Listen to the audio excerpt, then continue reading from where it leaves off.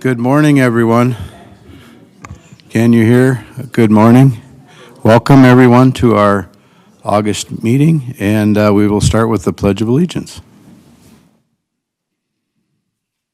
Pledge allegiance to the flag of the United States of America and to the republic for which it stands, one nation, under God, indivisible, with liberty and justice for all.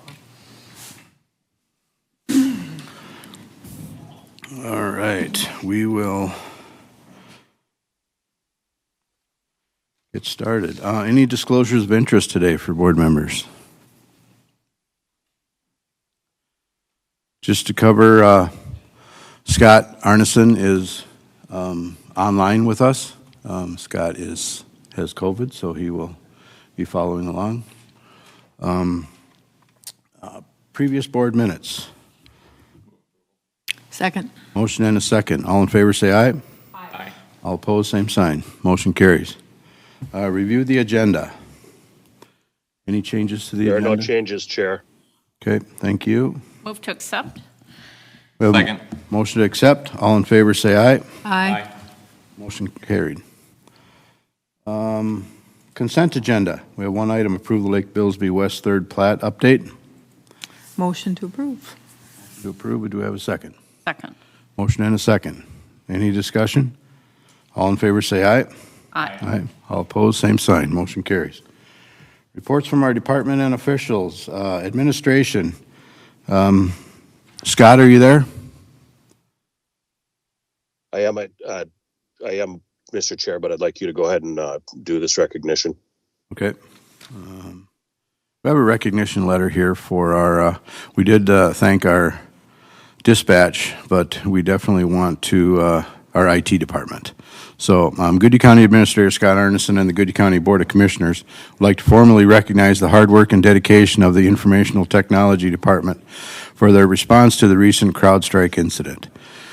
In the early morning hours of Friday the 19th, CrowdStrike, a global cybersecurity vendor, released a faulty software update to millions of computers around the world, causing them to crash with a blue screen of death, or BSOD. Goodhue County uses the CrowdStrike software through a partnership with the Minnesota Department of Information Technology, min.it. For several hours before knowing what was causing the BSOD or how widespread the issue was, IT staff worked remotely with affected systems to provide limited functionality. By 6 a.m., the cause of the issue was known, but no resolution had been identified. IT staff were in the office analyzing the county network, servers, and personal computers. By 8 a.m., CrowdStrike had released information on how to resolve the issue, and IT staff immediately began recovering network servers and computers. By noon, all county servers were back online, and IT staff were working in all county buildings to restore the individual computers. This incident had a worldwide impact, with a story being broadcast on national news, affecting all sectors of the economy. Impacts were felt throughout the weekend and into the following week, while some industries are still dealing with the effects. Due to the rapid, professional, and knowledgeable response of our IT staff, Goodhue County was fully operational less than 24 hours after the initial incident report. While dealing with such a stressful situation, the IT staff was reassured by the positive support and encouragement from coworkers throughout the county. The recorder's office was especially patient and understanding. The 911 dispatch center and the adult detention center, both 24/7 operations, and the earliest to experience a BSOD, were extremely helpful in communicating and coordinating efforts throughout the law enforcement center. HHS also provided intensive support, communicating with staff and prioritizing IT efforts. Many departments provided moral support in the form of candy or refreshments. Thank you. Everyone in the county was supportive and patient, which helped ensure the fastest recovery possible. The Goodhue County Informational Technology Department did an outstanding job dealing with a highly unpredictable situation in a calm, professional, and organized manner, putting the needs of the county first and foremost while working through to a full recovery. So we're going to put a huge thank you out to our IT department. Thank you. So.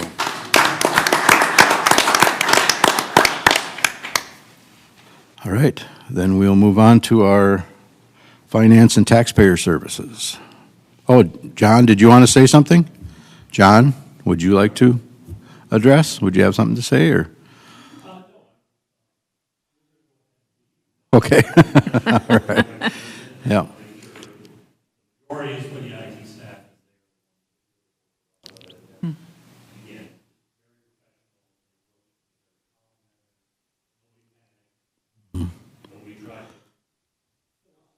John, will you click your button on the back of your mic? There's a button up on the way on the far end. Bottom. Oh, yep. Yeah. Okay. All right. Thank you. Finance and Taxpayer Services.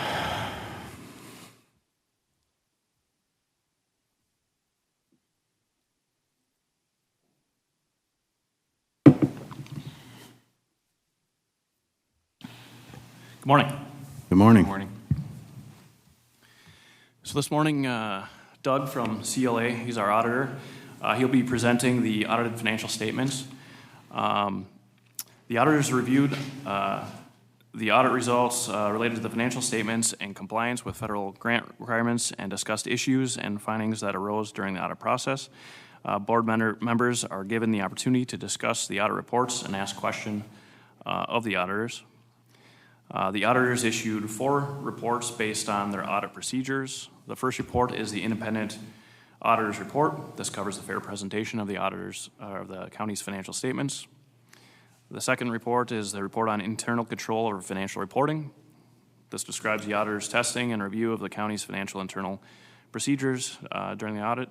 And the report on compliance and internal control over federal programs. This describes adherence to federal grant spending and reporting compliance requirements, including review of specific expenditures for allowability. And the last report is the report on Minnesota legal compliance. This covers compliance with areas described in the Minnesota Legal Compliance Audit Guide for Counties. It covers contracting, bidding, deposits, investments, conflict of interest, public indebtedness, and a number of other items as well. The auditors issued an unmodified opinion for the overall financial statements, meaning that the financial statements and related notes and schedules were prepared in conformity with applicable accounting rules. The auditor's opinion does not offer judgment on the financial health of the county. Additionally, the auditors have performed a review of the report for compliance with the Government Finance Officers Association Certificate of Achievement for Excellence in Financial Reporting. The county believes that the 2023 reports meet these requirements for the program and has formally submitted the 2023 report for award consideration. Participation in the program and receipt of the program award demonstrates to external stakeholders that the county is committed to sound management of its finances and operations and adheres to high standards of financial reporting and can give the county certain economic advantages, one of which could be a possible reduced interest rate on debt issuances and overall bond ratings in the future. So I guess at this time I'll invite Doug up here.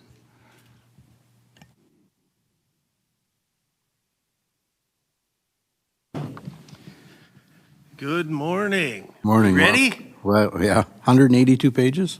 Well, we're not going to touch on all of those pages today, but we'll just hit the high points. But so far as I look around, nobody's sleeping yet, so I'm going to try to keep that momentum rolling here. So thank you, Lucas. Again, I am Doug Host. I'm a principal with Clifton Larson Allen, and yep, on the screen we have the PowerPoint that we will go through today, as in previous years. And as I was driving up here to the courthouse here this morning, I'm like, oh man, the second county I ever audited when I was at the state auditor's office was Goodhue County. So that was 32 years ago, and it feels good to be here today to present the results. But yeah, the first 12 years, a little background on myself, I spent at the state auditor's office. And now I've been at CLA for 20 years, but I basically audit governments all year long. I've audited counties in Pennsylvania, Missouri, Wisconsin, Iowa, and Minnesota, of course. Did I say Wisconsin? Wisconsin. So I've been around. I get around. I guess you could say. So I've seen a lot of things, and some of the results I'll present today, I'll probably draw some comparisons for you to what I normally see. So with that, we got an agenda.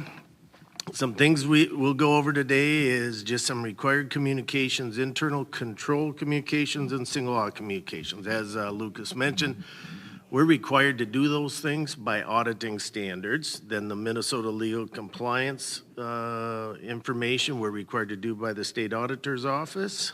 Then we'll touch on the financial results and how the county did in 2023 and wrap it up. And we will not go through each page of your report. So with that, I believe as an attachment to the agenda, there is a letter in there. It's about 4 pages. And as mentioned earlier, it's required by auditing standards. I'm just going to touch on the high points here. Again, when we do an audit, we need to issue an opinion on your financial statements. You did get a clean opinion, which is the best kind of opinion we can give, so that's good. If we have difficulties in performing the audit, the standards say we got to communicate that to you, but I'm happy to report we didn't encounter any difficulties.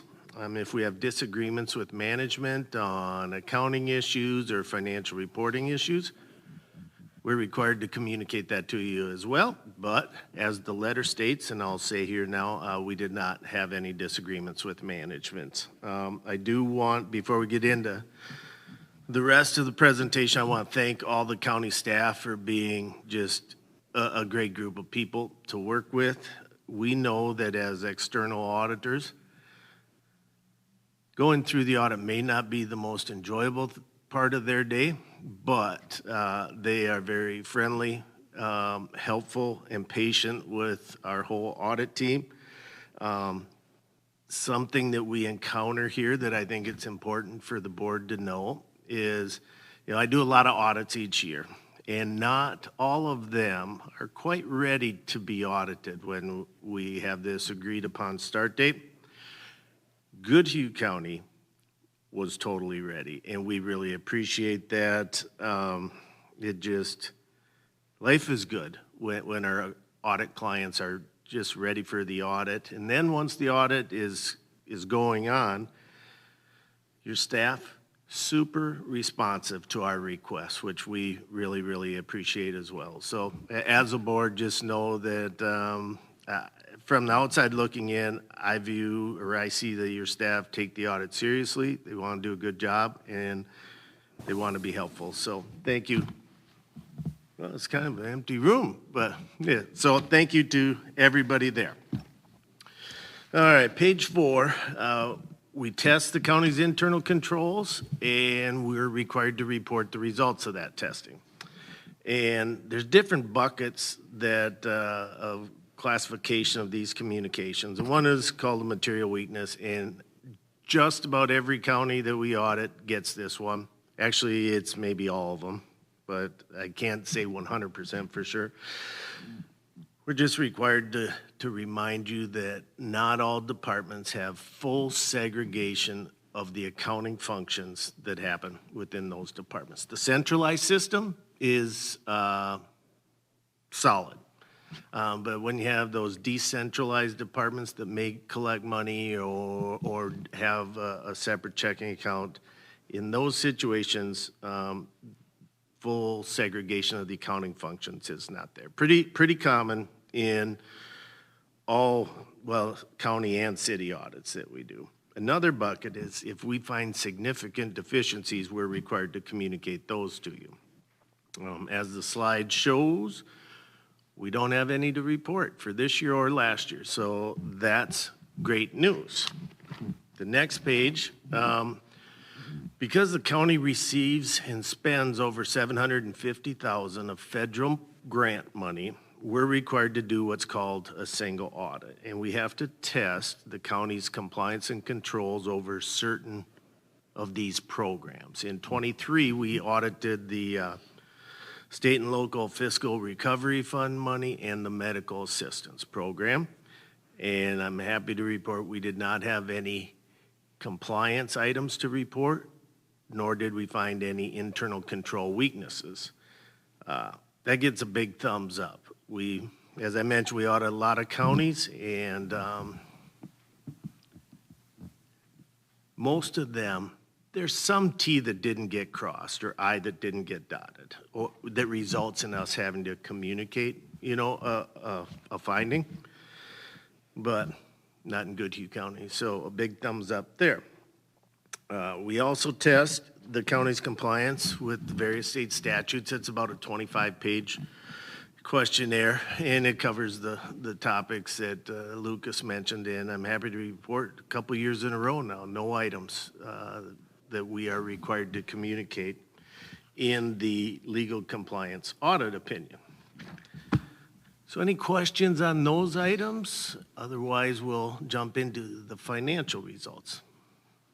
Okay, page 8.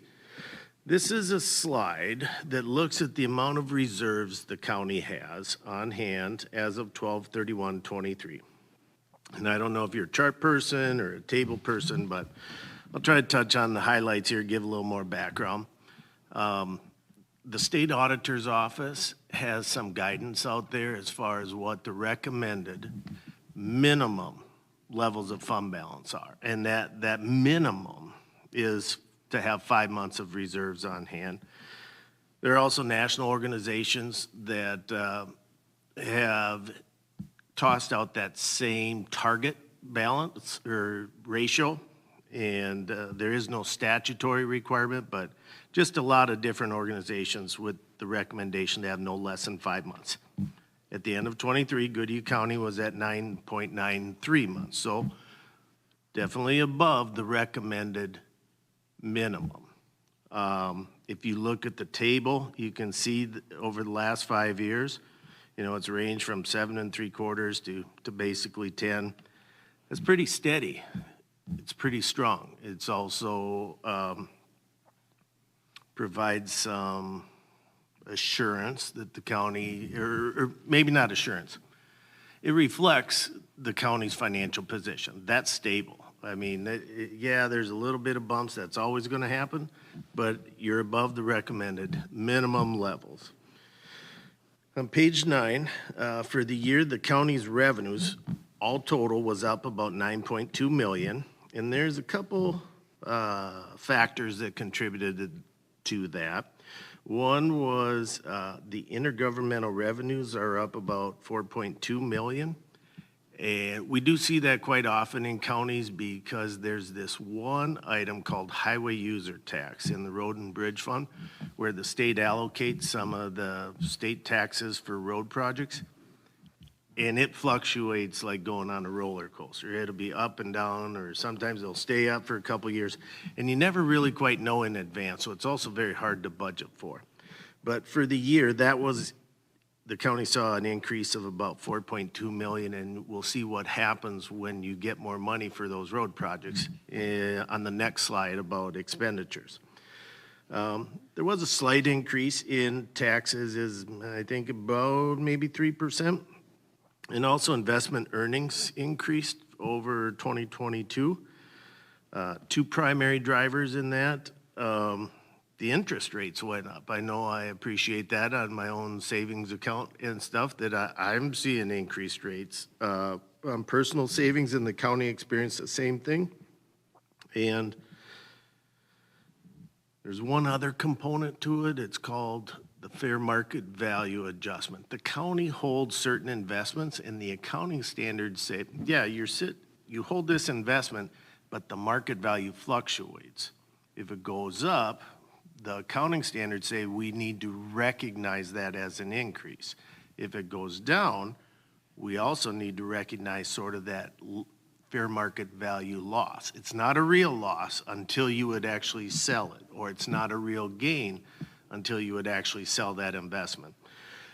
We did see some fluctuation upward in the fair market value of investments. So at the beginning of the audit, we had an audit planning meeting with our team. We read the minutes, we inquired of Lucas, and we're like, what do we kind of expect? And because we knew the interest rates were up and that there's a good chance the investment, the fair market value of investments was going to go up, that in our audit planning meeting, we're like, we expect investment earnings to go up.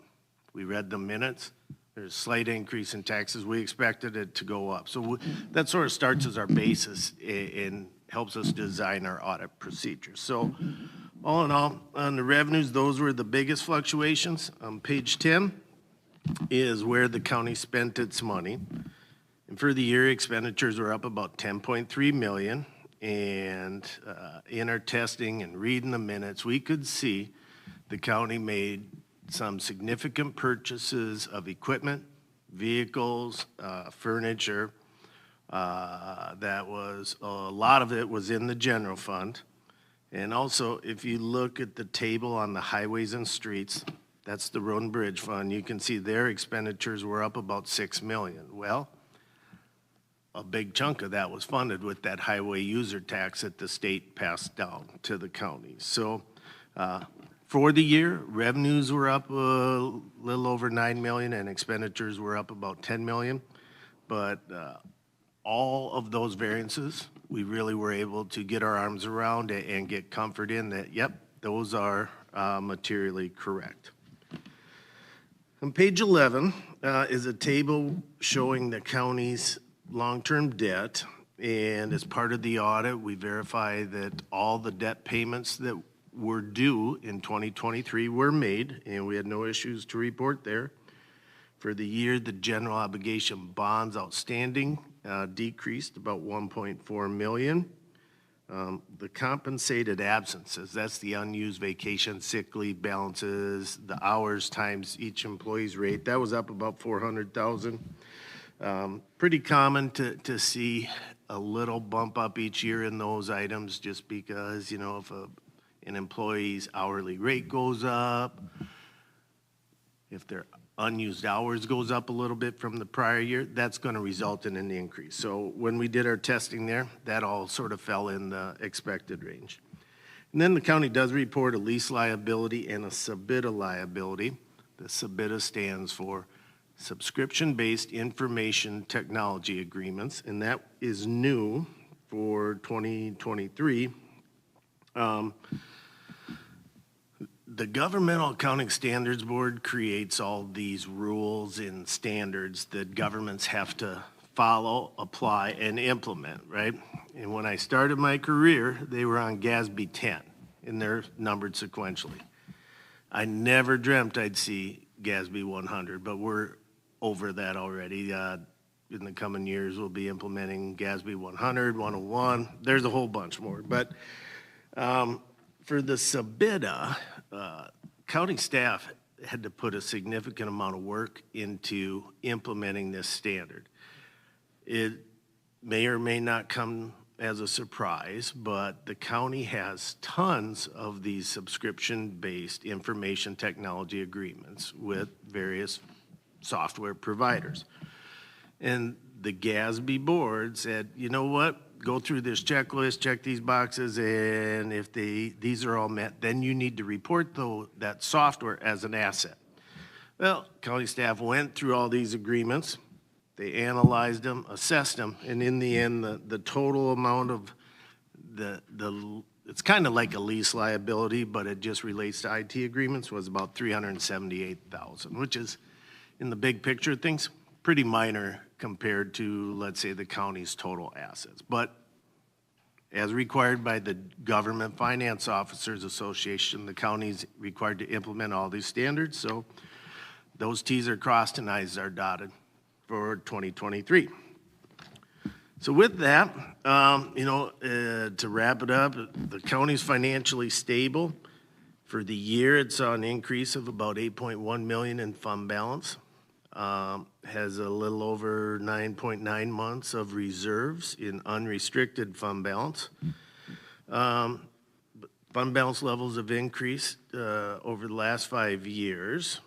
The ARPA money, American Rescue and Recovery Plan, has impacted your financial statements for 3 years already, 22, 23, 24. And then just, to point out again, GASB 96 for SBITAs was implemented in 23. So in summary, the county, I would say, had a good year. Your management letter, those findings things, I'd say is really clean. It's just that one required communication about segregation of duties. We're just required to communicate that to you. And staff were great to work with. And thank you for allowing us to serve you. And I got time for questions, if any. Board have any questions for Mr. Doug? All right, thank you very much. Thank you. Thank And you, we've Lucas. just got one ask for you then, if the board would, or the staff recommends that the board approve the financial statements as reported. I would look for a motion. Move approval of financial statements. And a second. Any discussion? All in favor say aye. Aye. Aye. All opposed, same sign. Motion carries. Good job, Lucas. Good job. Thank you. Thank you. And staff, please let staff know we appreciate all they do. All right, we have for your information, project status report. Any questions on that? New and old business. I am going to bring up some new business. I would like to, there's been a lot of talk, especially in my district, regarding our policing contracts, the decision we made last month, and I am going to request that that come to our September 3rd meeting, and we can review that. I'm going to ask for Marty. I've been in contact with him, and, just to review what's happened in the last couple of weeks. It's not pretty down at the south end of the district of the county, so I'd like to review that. So I'm going to bring it back in September. Andrea, I think I mentioned that to you. You'll put it on the agenda. So we'll bring some more updated information of what the last few weeks have been. So, Mr. Chair? Yes. One request I would have is if there's any specific information that any of the board members are looking for from the sheriff's office or from the finance department or administration, I'd appreciate getting that in advance so that we can prepare it for the September 3rd meeting. Yep. Very good. Thank you. Yes. We don't start a committee of the whole till 10 o'clock. Correct. Yep. We got half an hour. If there's something you'd like, I'm guessing you want to rehash it because they're upset, so Yep. it's up to you folks. If you want to start discussion now, if there's any, I don't know that there's anything has changed. Okay. I guess it's just, I guess I would rather have Brad here too, so, let him have a chance to do it. And, it's come down to, we're very possibly going to lose a community, and where my concern is going to come into is, are we still going to be responsible? Marty, would you come up?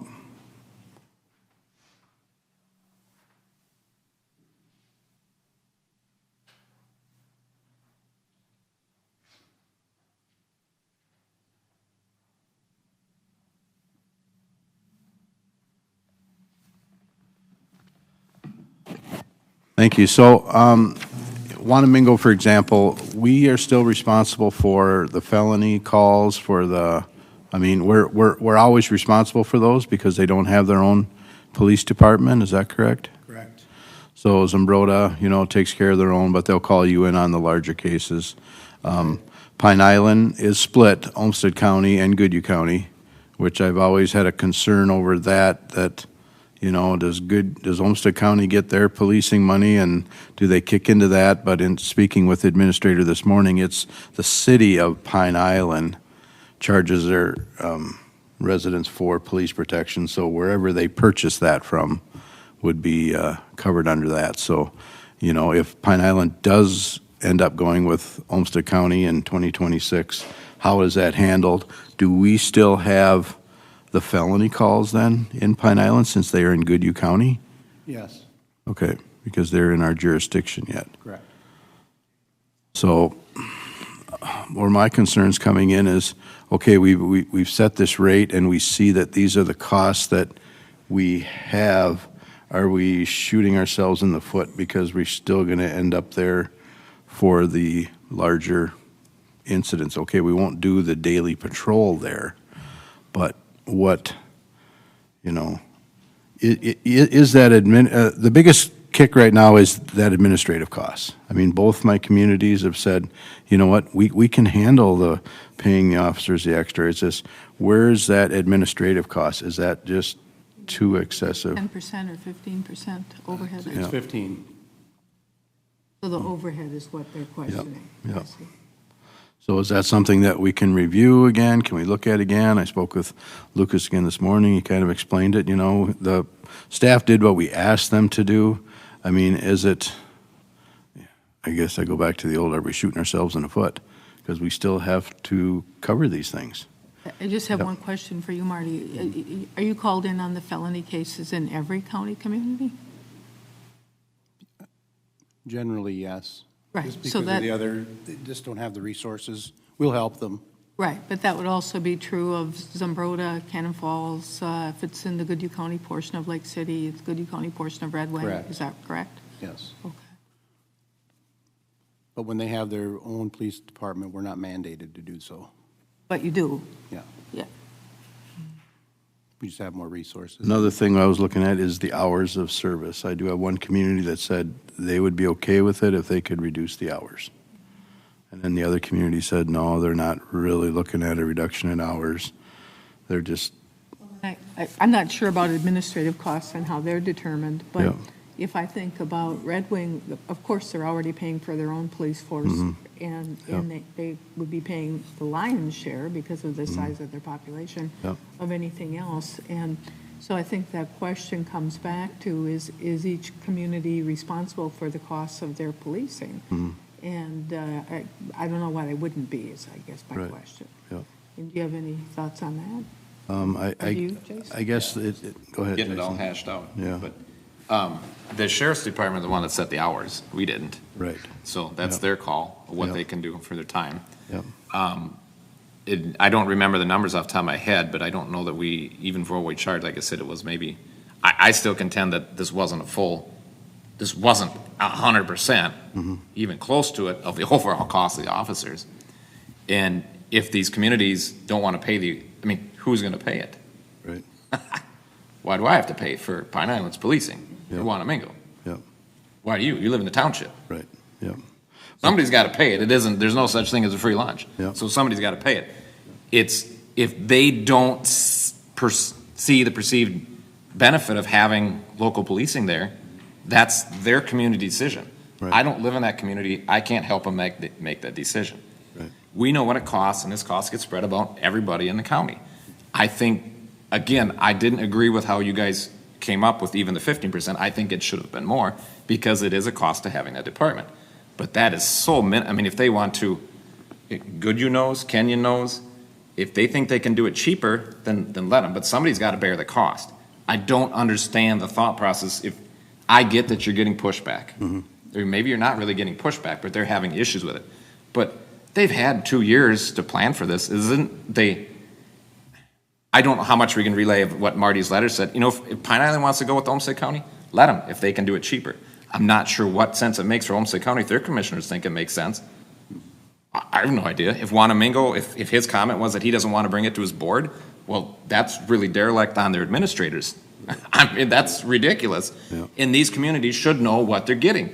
Goodhue knows, because they had a very open discussion about it, about getting rid of their police force. They know what they're getting or what it's costing them. Where they'll end up, I don't know, but somebody's got to bear the cost. I'm not sure how anybody thinks that that the rest of the county should bear the cost for these other communities when Red Wing, Cannon Falls, Lake City, Zumbrota, Kenyon are paying for the cost already. Just because they don't want to adjust their budgets and they don't want to pay for it, that's their issue, not the rest of Goodhue counties. The cost is real. If somebody's going to sit here and say the actual cost of having that deputy is not realistic, then by all means, they can present it to us or anybody or to me. Maybe it isn't, but I think it's still too low. But I'm not sure how we dump that onto the rest of the county just because these communities don't see the need or perceive the value in having. And as to the other comments they have about felony, I don't see it. We're out there all the time. If there's a call in Red Wing, Zumbrota, it goes over the dispatch and everybody in the area shows up. You can only wonder, I mean, you can look at any accident or wonder, and if you can see 3 state troopers, 4 county sheriffs, it's like the old saying, well, maybe now's the time to rob the bank because there isn't anybody else on duty. They all show up. Are they needed? I don't know. So, I mean, everybody's there. Everybody's helping. I don't see that there's anything more that we're offering or not offering. So the biggest question has always been, why are we dumping that cost onto the rest of the county taxpayers when a majority of them are already paying for it, or paying for that burden already? Not a burden, but paying that cost. So. And I do look at the advantage that our townships that are surrounding these towns do have. So now all of a sudden when Olmsted, if Pine Island does go to Olmsted County, you know, Roscoe, Pine Island Township, the 2 closest there, who basically had an officer really close, now there's, and if Wanamingo doesn't have one, I mean, those surrounding townships that prior had extra coverage because of that are going to lose that, because Olmsted's not going to respond out to Pine Island Township. Could be, but I don't know. I mean, that's kind of a hit or miss, because then you're hitting the exact time, because Pine Island didn't have 24-hour policing, did it? Right, no, 18. Okay, so yeah. you'd have to hit that right specific day. And same with ambulance and fire. If we take a look at the overall cost of townships and how often a call goes out to do those to the, you know, compared to a city or the larger groups, it's so minimal. And that's fine if you want to go to those townships and say you guys want to kick in more, but I don't know. I mean, so Belchester used to have it. I mean, I live outside of Belchester. I have not lost one wink of sleep if all of a sudden Belchester says we're not going to have anybody there, and say, well, geez, now for how many hours a day, there may have been somebody close by in Belchester. So now out in Belvedere Township, I feel left out. I don't know. You can use that. We can use that example for everybody, where they're at and what they're doing for everything. It's same with, then we should station a fire truck in every community, like Belchester, Denison, 24-hour ambulance services, because there may be a need, and I don't know where you go. Well, with that and like you say, you haven't lost any sleep, but there are some, you know, like my mom is 84 years old and she's a widow. I mean, Yep. She wants to know that there's protection there for her. Yep. You know, there are different situations, and where does our responsibilities come in, and yeah, it's, you know, are we looking at this correctly? I'm having definitely second thoughts on my look at it, especially with that administrative costs. I mean, are the citizens of Goodhue County already paying for that? All the citizens are paying for it? So are they paying again, or is it already there established because we have the sheriff's department? So they look at it as, you know, county takes care of dispatch, county takes care of all that administration already. So now when we come to the police contract, now they're going to come in and pay for that administrative again. Is that fair to them? You'd have to look at the dollar amount, though, don't you? Well, I mean, I think we aren't trying to make any money off of these communities. We're Right. just trying to have people pay their fair share. That's all we're trying to do. And we could argue about how much is the right amount and that kind of thing. But I think your question about administration and administrative fees is a valid question.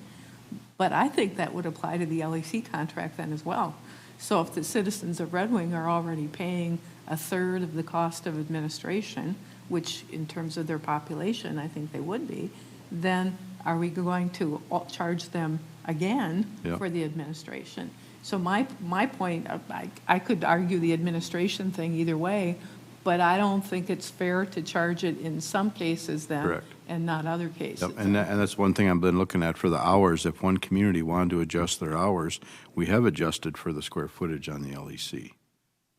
So, I mean, Red Wing has headed the reduced, and we have gone into more of a step system versus jumping right into it. So, you know, as far as fairness on either side, you know, we can hash this out for a long time. But I do think the way it's set up, we don't provide all the law enforcement to every community in the county. We don't do that. Because we could, but we don't. Yep. And so it does seem to me fair that the communities bear what the additional cost is. And the administrative cost, I don't have strong feelings about that way, but I believe that should be fair across the county as well. is if there's going to be a reduction in officers because of this, if these two cities don't, or Goodhue doesn't, and Belchester doesn't, or whatever their choices are, we're going to have to reduce staff. You know, I don't want to fire anybody. That's never been a goal, and I would never do that.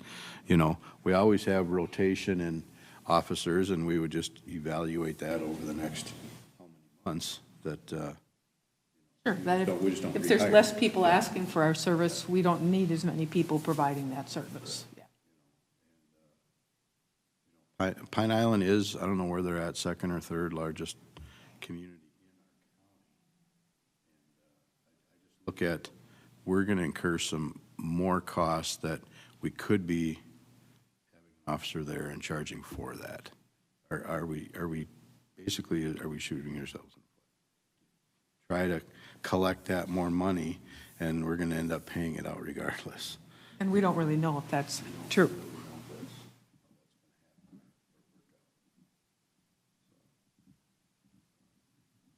But even when you look at even if you looked at the numbers, and I don't know if you have what Pine Island is, if we took when we took only a 15% administrative cost,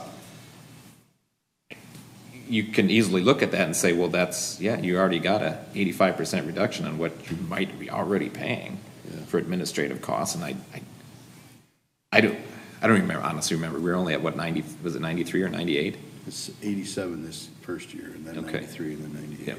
You know, but I think that administrative cost came to around $14 an hour, $14 to $15 an hour, I think.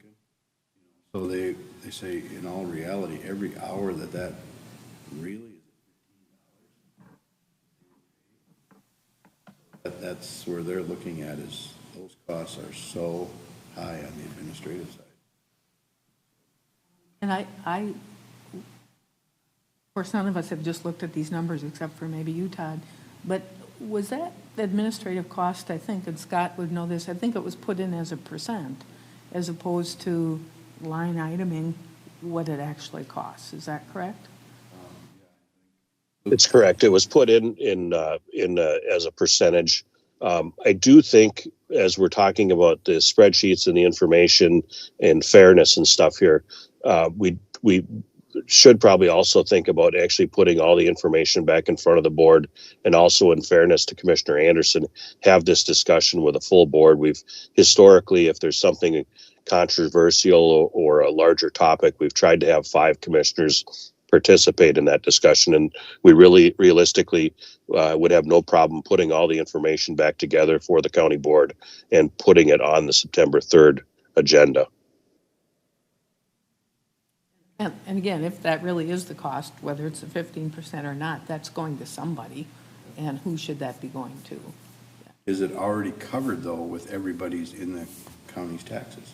That's already covered. Well, Have they already paid for that? it's already covered if there's no increased cost to it. But if they went on their own, if each community went on their own, what we're saying is they would have to pay these administrative fees if they were on their own. They'd be paying to have the administration done. Yeah. But as do Red Wing, Cannon Falls, Lake Cities, and Broden Canyon, Yeah. paying for their own police, Yeah. plus the additional administrative fees that, per se, Pine Island says, well, we shouldn't have to pay for. Yeah.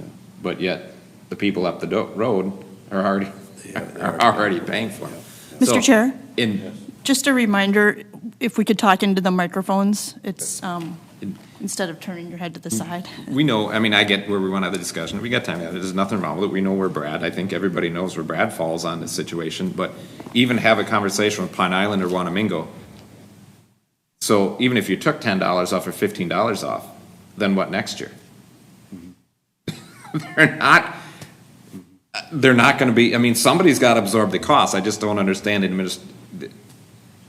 my viewpoint hasn't changed. I understand where these communities come from. They've had plenty of time to plan on it. They know if they don't see the value in it, that's their decision. But again, the rest of us have to pay for it. I don't know why any one of us would see, you'd have to reach so far to see that you're getting some other benefit of saying, well, this car is stationed here for these hours, that it benefits everybody else around them. And I don't know how in the world you would ever say, well, sure, there's a value to that, but at what cost? And again, when we look at the overall cost of this, it's still fairly low than what the actual cost of having that. So, you know, I mean, the sheriff, if he thinks it's high, we can, you know, we're gonna do contract negotiations. So are all his officers, I mean, is everybody gonna come back and say, well, we wanna help out Pine Island and Wanamingo, so are all the deputies gonna take a 1% pay increase in their next contract over a few years? Are any of your administration? Are any of us board members? You guys want to cut? I mean, you can go through the budget and look at what county board receives in pay. Yeah. Again, I'm in a township. I understand that it's going to take a while for an ambulance to get there. If the house is burning, get out the garden hose and hope for the best, because it's going to take 15, 20 minutes for the trucks to get there. If I need sheriff's response, it's not immediately being there. And even in the smaller communities, those are things those communities have to decide. Goodhue, Pine Island, if they don't have immediate response there, that's, you know, and even when you talk about people living out, I mean, that's why a lot of times people move into the cities. Right. It's because they want to be close to the ambulance and that. So, I mean, there's And that's choices, and that's where. choices if we the- all make, and there's If the a city benefit. chooses to cut their hours, part of it is, if they choose to cut their hours, I guess, if we're gonna be having to eventually lay off officers anyway, you know, is it something that we can start accommodating now? Can we change that hours? I mean, my understanding was Wanamingo was at 6, they went to 5, but they're requesting 4. So is that, speaking with the mayor this morning, he was, you know, in favor of that, but which, We came up with minimums by population. That was our Yep. formula. And we're actually pretty low compared to others, yeah, in that population range. But, and we only did the minimums, so we did the math and came up with Wanamingo could drop to 5. Pine Island could drop to from 18 to 17. I can't remember the others well, we actually went lower for Denison and Belchester because we went with their historic numbers. But if that's what, I guess it's not, if we're going to get to, here's the problem, we're going to get to, now we drop to 4, we want 3 next year, we want 4 next year because, or whatever, because the price is going to go up. We have to do that. We started that process 3 years ago. Where do you draw the line? If Wanamingo says, we just want 1 hour, but we're going to have you for absolutely every ordinance call, which if we contract with them, we are still going to respond to all of the calls, yet now a city is paying for 1 hour. Now, that's not cost savings to the county, for sure. So we have to draw a minimum number, and I think that's important for the board to know, where we can't just say, Pine Island, you get 4 hours, but now we're going to be there for 20 without you paying the fee. So I need some direction then from the board. If you want us to drop minimum number of hours, that's fine. Brad would actually probably support it because guess what else? The townships are going to get more service. When you refer to that ordinance, and I know that's been a conversation in Belchester, so if you use Pine Island or Wanamingo as an example, even if you're there for 4 hours, if you were not contracted at all, being that we are the sheriff, you're still responsible for the barking dog, the noise ordinance? You're not. You are not. So somebody calls Wanamingo, says, neighbor's dog's still barking, call City Hall, right? Correct. But if you were contracted with them, whether it be for 1 hour, 5 hours, 20 hours, then we would respond. then you would respond, but you're not necessarily still responsible? Right? We'd be responsible. You would be responsible only if you're in contract. I guess there might be some gray area there that They're we're not. contracting us for police service. For police service, okay, so Unless you put it in a contract, we're not going to do your ordinances. that's in the contract then, is you're contracting for ordinance violations and police service. amongst all those hours. So Belchester's gonna have that question too, is if they don't contract, because that's been their talk, is that, well, if we're not contracted, and 4th of July and week after and week prior, they're out whipping firecrackers and at the middle of the night, you'll respond if you got time, but it's not necessarily, you're not required to violate their noise ordinance or whatever it would be. Right. Okay. Well, we're coming to the end of up to 10 o'clock, so I guess, Scott, you said if you would put the information back together, I do want to take another full look at this. Jason, you got some really good points. I'm so torn, but I do need to pull this back up and review this again. So, Scott, if you could put that together, and Andrea, what information that we had prior, and where we visit this in September, so. And we can put the minimum, how we came to a minimum hours for the board. I don't know that you've seen it, but we also have several comparisons And of minimums. I think it would be helpful for the board to understand how what you do changes under contract, because, We'll have that. Yeah. In fact, to my recollection, our attorney at the MSA, and we're going to get that information, but I believe if a municipality is incorporated and they do not contract for any services, they actually get less service from the sheriff's office than a township would. I understand that's the way the law is written. Yeah. But that may be nice to share with communities like Wanamingo also to have, and I have no idea how many ordinance complaints or what they get or how they deal with them, but so that they have that understanding too. But and Steve, that just seems a little unusual. I don't know if you're going to temper that, because I'm just looking even from the community like Belchester, because they're in the same spot. It's a huge increase for them. And they only contract for certain months. So I'm just wondering, so again, like if you use the barking dog comment or noise violation or whatever it would be in month of December, I'm guessing it's probably just don't ask, we're not going to question, but the sheriff's still probably going to show up. But I don't know that you've ever told any community, because that's one of their crab ass things is that they have is that, well, you might show up for the barking dog, but you're not solving the problem. Because you're going to get called next week for the barking dog, again, because they haven't resolved it. And I don't know where to write the ticket, if that's your responsibility, or where. Seems a little unusual, just, who's in charge of them. But again, they are city ordinances, they're not county, so. Right, so we have prosecution contracts with a lot of the towns within the county, so if, technically if they're charging out a violation of their ordinance, which is a crime, usually it's a misdemeanor or petty misdemeanor, we would prosecute that. We don't see a whole lot of that. And of course, it would take a sheriff's deputy or a police officer to issue the citation that we would prosecute. Yep. Or investigate it so that we'd have information to proceed on the prosecution. Well, again, we don't see a whole lot of that, but that is something we would do under our contracts. Okay, so you got the contract to prosecute. They may or may not have the contract to do the policing, but it still revolves around the city and the sheriff's department to have the communication if they're actually going to write a ticket or violation of the ordinance and before it gets to that point. Correct, so. and I'm thinking some of these towns that have hired the sheriff's department to do their policing have contracted with us because of that.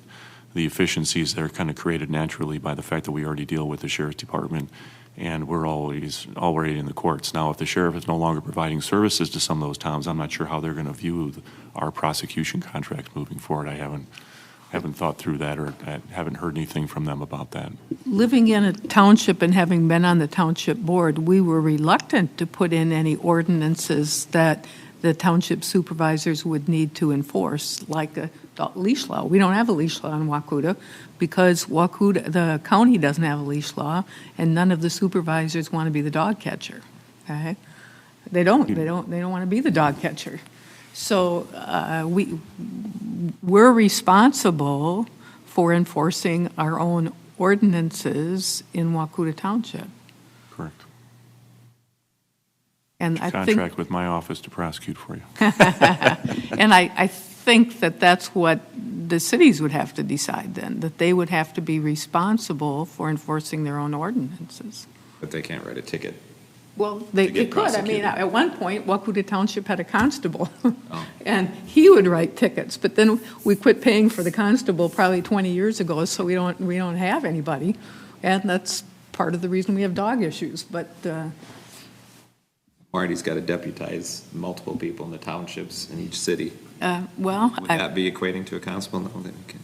I don't know, but Andy Griffith. I don't think anybody wants to be the constable. Well, it's good discussion, thank you, and I'm request that we bring it back here in September, so. Is there a motion? We'll get that back on the agenda for you, Chair. And again, if there's any additional information the board would request, please let us know in advance. Thank you. All right, thank you. Claims, review and approve the county claims. Move approval? Second. Motion and a second, all in favor say aye. Aye. Aye, motion carries. Motion to adjourn? Second. Motion and a second, all in favor say aye. Aye. Motion carries, thank you.